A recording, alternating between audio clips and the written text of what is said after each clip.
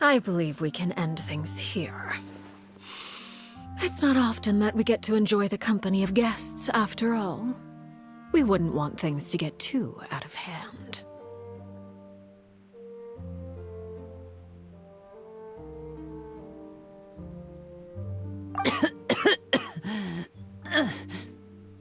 Brother, are you all right? Lenny! Given that I am the victor of this duel, as agreed, the punishment stands. No! I never thought things would end like this. However, everyone involved in the duel demonstrated a remarkable level of strength and determination. In light of this, I'm prepared to change the method of execution. Elwar, the bottled flames I gave you for safekeeping. Do you still have them? Yes? I wasn't sure what they were for, but I've kept them super safe. I didn't lose a single one. Wonderful. Then, in just a moment, I'll have you administer them. Bottled flames? Indeed. They're the product of a secret experiment. Under certain special circumstances, flames can be extracted from my person and preserved.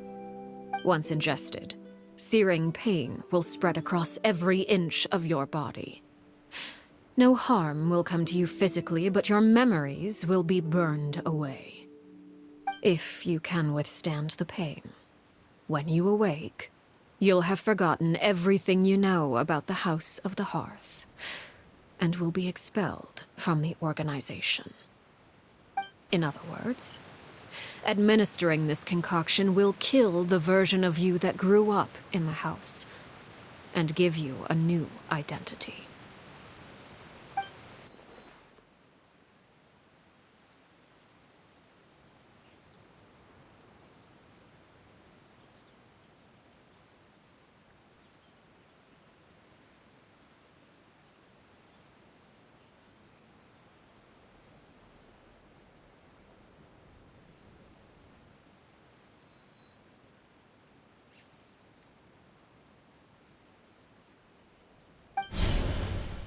Memory is a mysterious thing indeed. Losing a portion of your memories will alter your sense of self.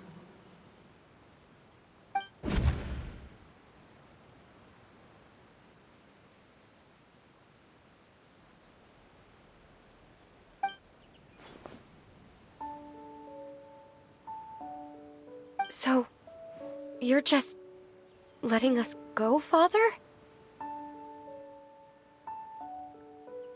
You misunderstand.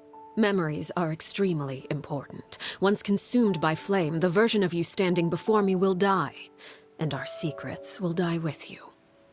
So no, I don't intend to just let you go, because the person who survives will be nothing but a stranger. Even so, I won't have to live in fear anymore. I'm sorry, Father. I'm sorry I let you down, but I really... Don't cry, Filial. You haven't left the house yet, so there are still rules to be followed, yes? Remember what I taught you. Anger makes you impulsive, sorrow causes you to waver. Don't let yourself be controlled by your emotions. Of course. I'll remember. Dry your tears, and go pursue the life you really want. Yes, Father.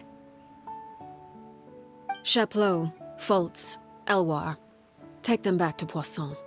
And bring Lenny and the others as well. I prepared 3 extra vials of bottled flames. As for whether to take them, the choice is yours. Goodbye, children. The next time we meet, I will no longer be your father. Thank you for all you've done for the house. I hope you have bright futures ahead of you.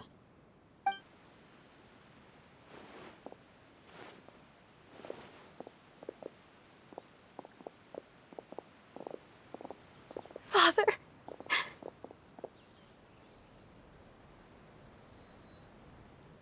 Let's go.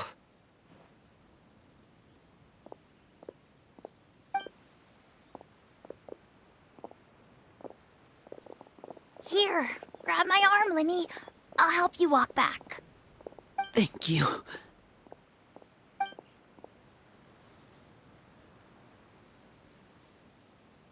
Clairvy.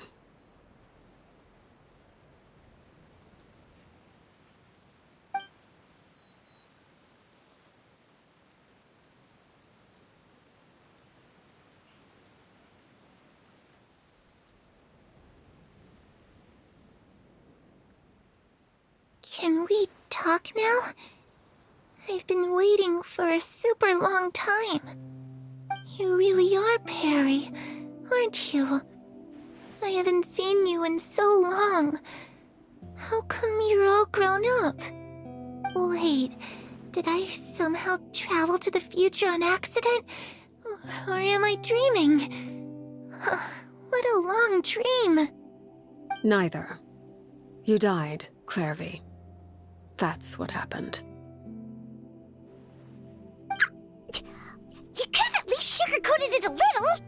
Look, she's that speechless.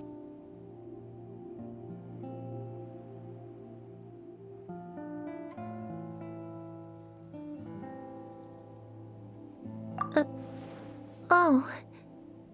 Okay then. Huh?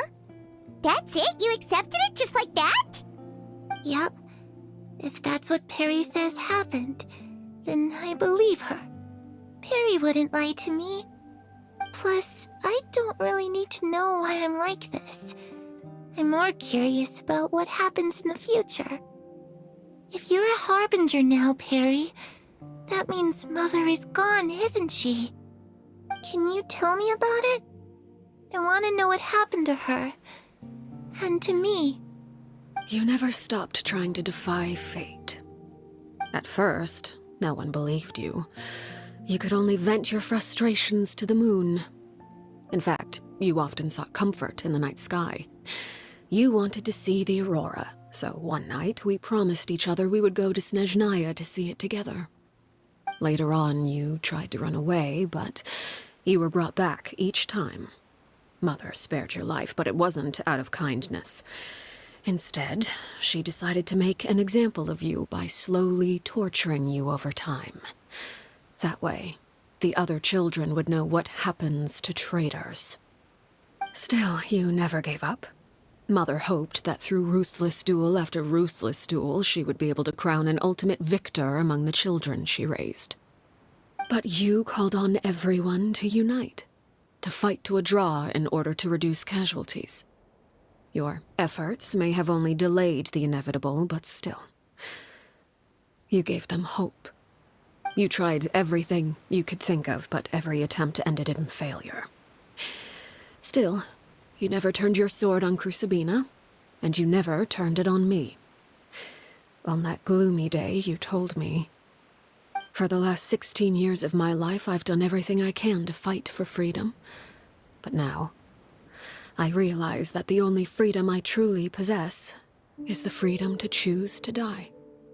I never imagined I would say something like that. I must have been feeling really worn down. But somehow, I still think I understand. According to Mother's plan, only one of us was going to make it until the end. And I always hoped that person would be you. If I could do it all over again, I still don't think I would make a different choice. Even when I first met you, I knew you'd be able to do what I couldn't. Is that so? Even now, I'm not sure I truly understand what kind of freedom you were trying to pursue. But as the head of the House of the Hearth and as the children's father, I've tried to give them the most basic of freedoms. The freedom to choose their own fate. It's something I discussed with the Iudex of Fontaine. The children who want to leave the house will have their memories wiped clean of all secrets pertaining to the organization. In return, they will be allowed to live a normal life in Fontaine without being prosecuted for their past. Of course, I won't simply hand freedom to them on a silver platter. They have to fight for it and prove themselves worthy of it. Only freedom that is earned has true value. That's more than enough. That's exactly the kind of life I was fighting for. You know, Perry, I think you're a pretty amazing king, and a really great father, too. I'm really happy that you're the one who took over the house. I guess I do have one regret, though. I still haven't seen the outside world. Well, it just so happens that our dear guests over here have been to many nations and traveled to countless places. Perhaps they would be willing to tell you what the outside world is like. Really? Of course! We've traveled all over the place. We've got so many stories, we could probably talk your ears off for 3 days straight!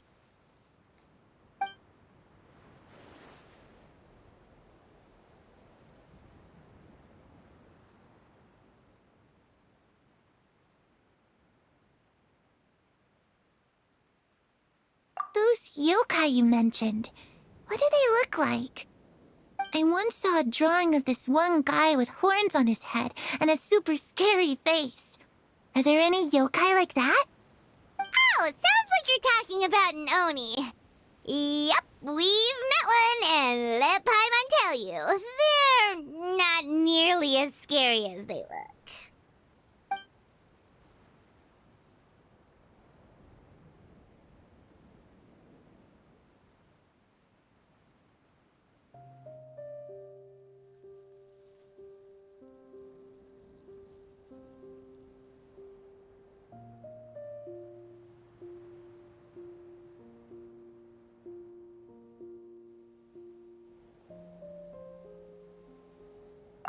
You know, I used to dream of being a bard.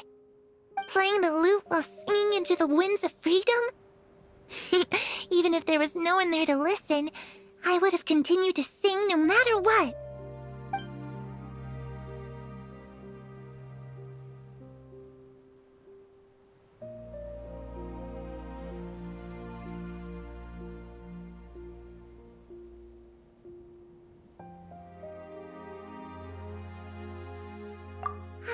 That's where Mora comes from.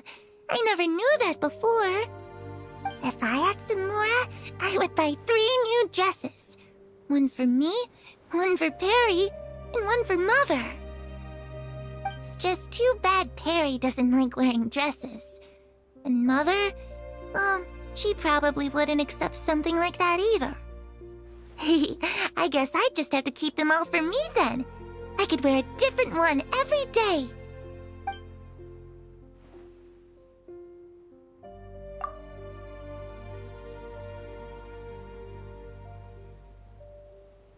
The situation was super dangerous. Lenny and Lynette were accused of committing a crime, and they were going to have to stand trial at the Opera Epicles. Oh no, that must have been hard for all of you. What happened next? Don't worry, we were able to turn the situation around super quickly, all thanks to Detective Paimon, of course. How'd you do that? Come on, tell me. Ahem. Okay, so it was like this. After the failed magic show, we rushed to the scene and...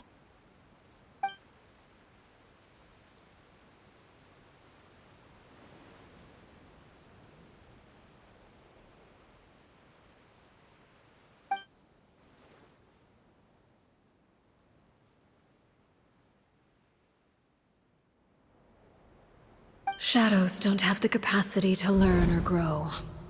Any new information they encounter is quickly forgotten over time.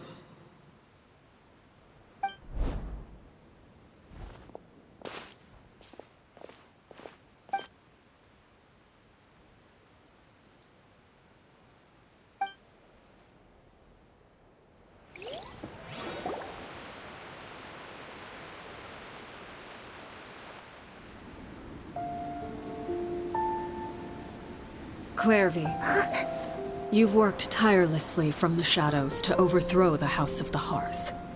Now, by my authority as the Knave, I shall announce how this matter ends. You are hereby expelled from the House of the Hearth. You are no longer tied to this place, nor are you bound by its rules. You're saying that I can finally leave? I get to experience the outside world as well? Oh, I almost forgot. There's no getting older for me. Still, seeing who you grew up to be makes me really happy, Parallel. Take care of yourself. Goodbye.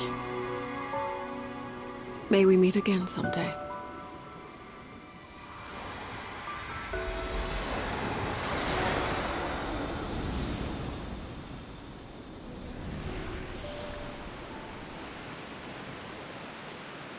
Clairvy. She left so soon. Paimon didn't even get to finish her story. I also have certain sentiments left unsaid.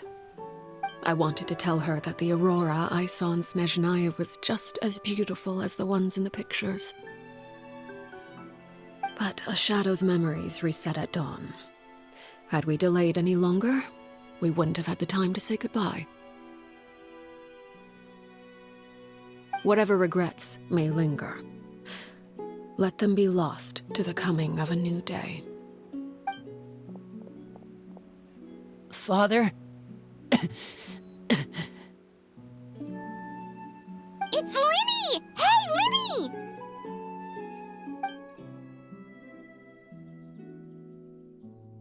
What is he doing back here? Let's go check it out.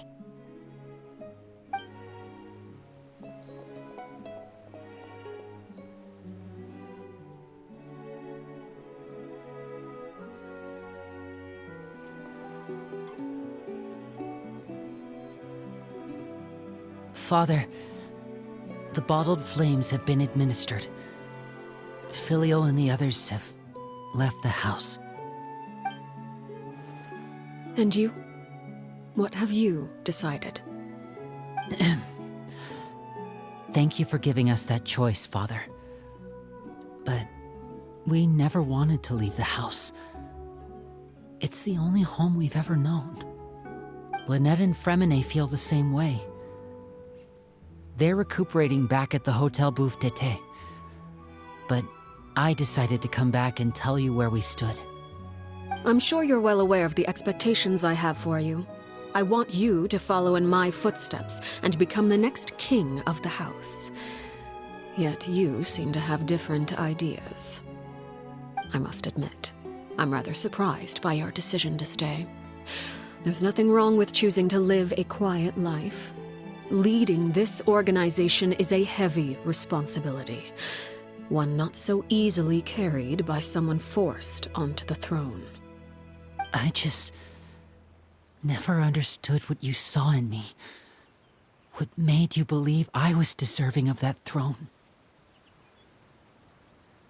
You're brave, talented, and, most importantly, you cherish your family.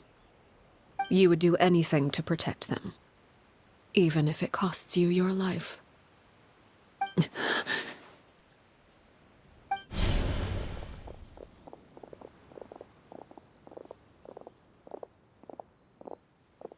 Speaking up back there was so brave of you, Linny. It's all thanks to you that we were able to convince Father to back down. You're a hero, Linny. Hero. Father is the real hero. Had Father gone all out during the duel, there's no way I would have walked away with my life. She must have had it all planned from the beginning, from the very moment she suggested a duel. I'm not deserving of that title. I'm not strong enough or smart enough. You're wrong. In my opinion, all you need to be deserving of the throne is conviction and the necessary strength to act on it. We may have different ideas of what it means to be a family, but you can hardly be said to lack conviction. What you truly lack is strength. For someone of your talent, though, that's something that will come with time. Even without that strength, you still chose to face me in a duel, even though the odds were stacked against you. That capacity to honor your convictions is what I truly see in you. Father, No one knows what the future holds, what tragedy or triumph may be in store. Being at the head of this organization requires the strength of will to face whatever comes. Caution will only hold you back. If reaching a certain standard were required to go after what you want, I would never have succeeded in killing my predecessor. Back then, there was still a considerable gap between our abilities. Strength may decide the ultimate victor, but those who let a lack of strength dictate their decisions or undermine their convictions will never be worthy of the throne. I understand, Father. Thank you. Children must grow up to surpass their parents. Only then can a family continue to flourish.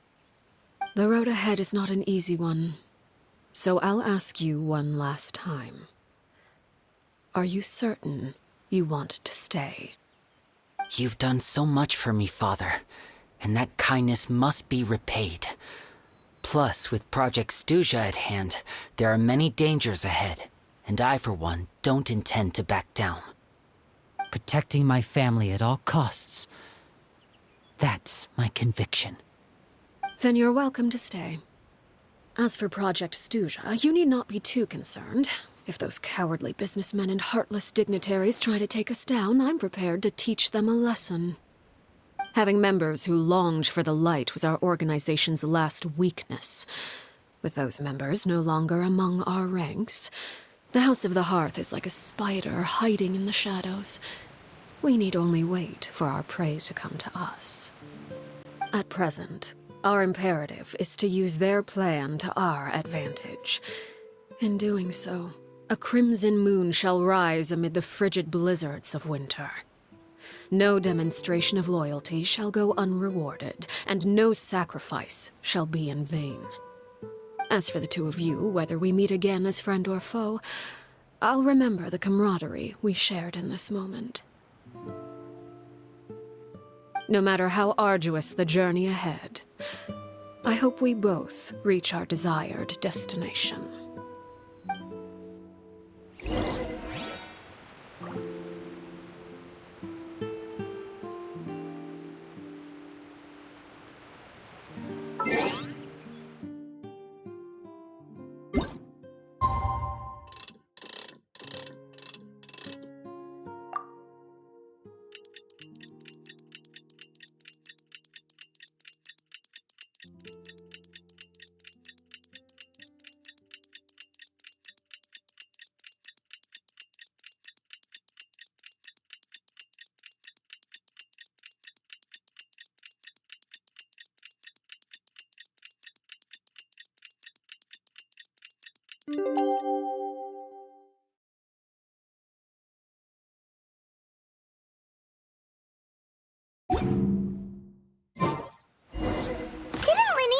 Lynette and Fremine were recovering at the Hotel Bouffe d'été? Oh, Paimon wonders how they're doing. Maybe we should go check on them.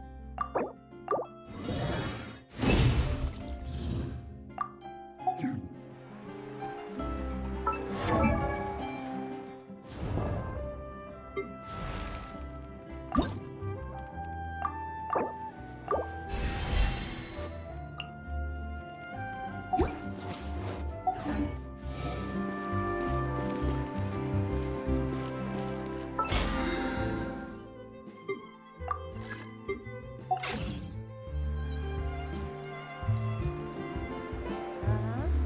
you're right. Time itself is a silent song. Exactly, but none of them believed me.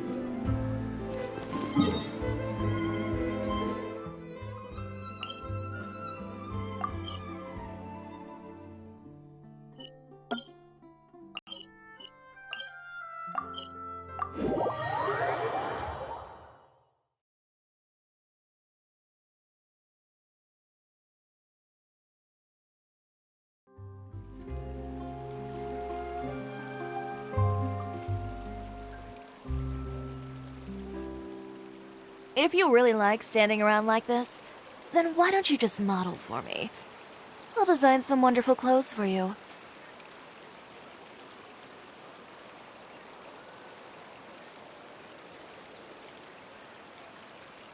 We cannot just rely on the ocean's self-cleaning ability.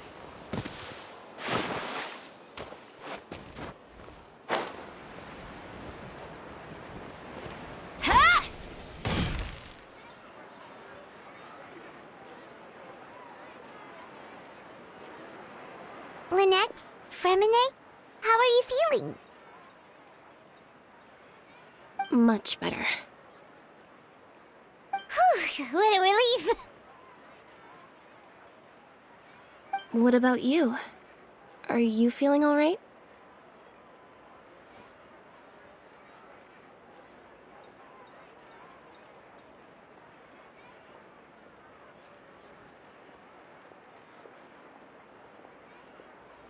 I knew you'd come out unscathed.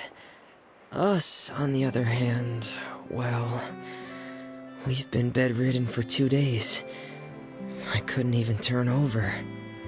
Oh, and I wanted to ask, is Clairvy gone? Linny and the other members have left Poisson and returned to the House of the Hearth. According to him, there haven't been any more sightings of a spirit roaming the house.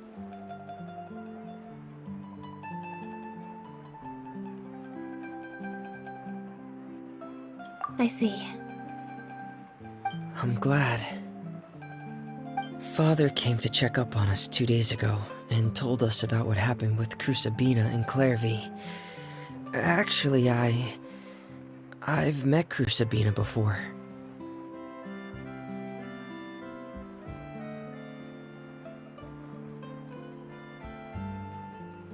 Wait, what? You've met the former knave?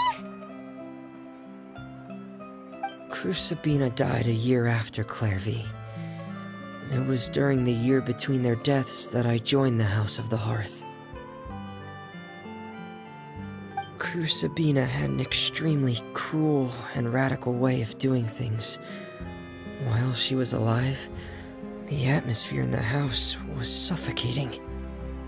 When I joined, though, the experiment she valued so much had already come to an end, and all the people involved, dead and injured alike, were gone. Crucibina never talked about the past with us newcomers. A couple of months after I joined, Father killed Crucibina and burned all her files.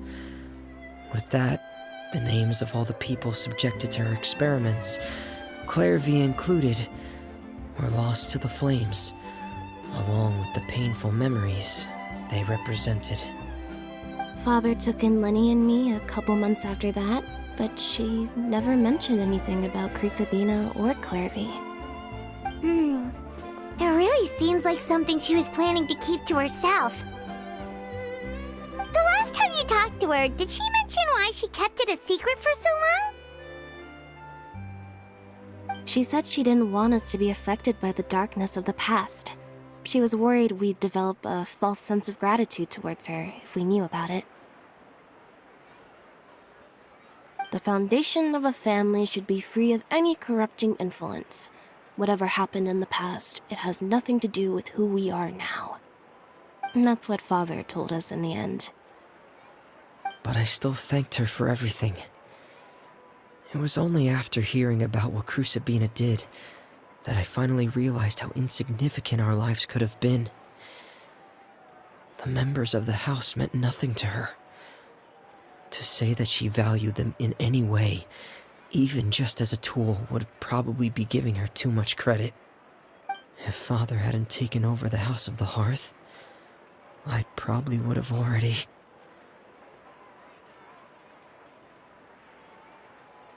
Father rarely brings up the fact that she saved us.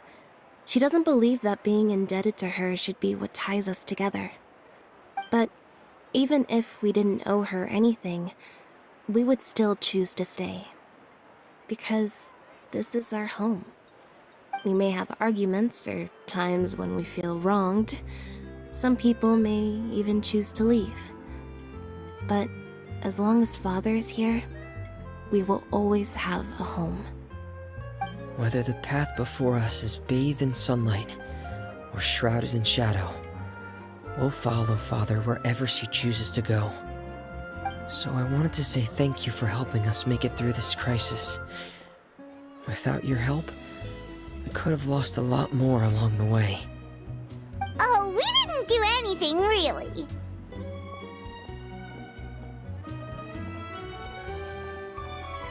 Of course, you're welcome anytime. Are Filial and Nantoy okay? I actually saw them at a cafe this morning. They didn't recognize me. From what I could tell, they were drinking coffee and talking about one of the operas that started running recently. They seemed happy. If I had to take a guess, I would say they finally found the kind of life they always wished for.